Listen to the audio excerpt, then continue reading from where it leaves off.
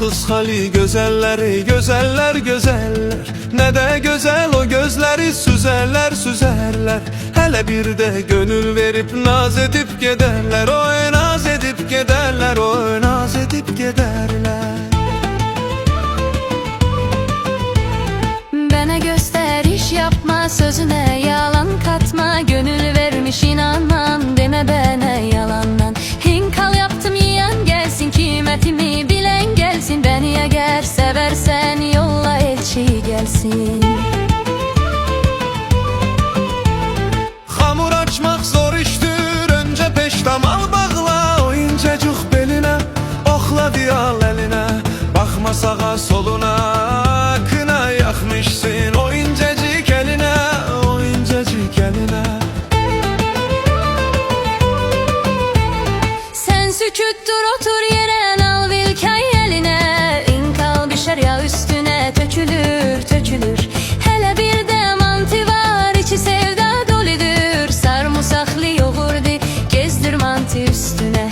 Bizim mutfak başkadır şu koca yeryüzünde, şu koca yeryüzünde, şu koca yeryüzünde.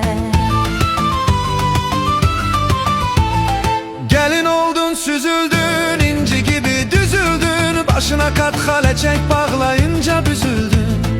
Hani o eski diller, şakıyan bülbül diller. Kaynatanı görünce bağlandı mı o diller.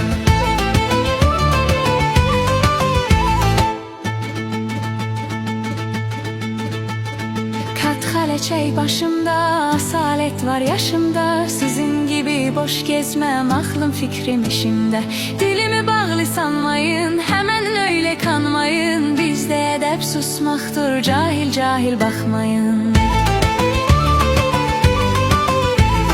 Katkali telli gelin, kınalı nazlı gelin. Akıskanın töresi budur saygılı gelin.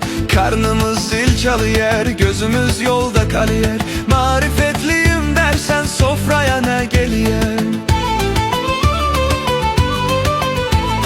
Sabırsızlık etmeyin, beni deli etmeyin. Fırına samsayı sürdüm, kokusuyla bitmeyin. Çıtır çıtır nar gibi, içi dolu yar gibi.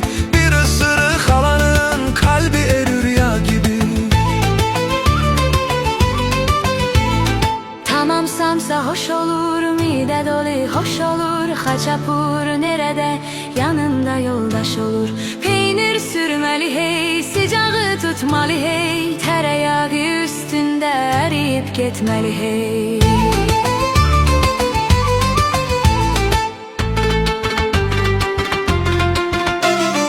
Aman güzel etme naz, bu cefa bize çok az. Bir kaşık mantı için yazarım bin türlü saz.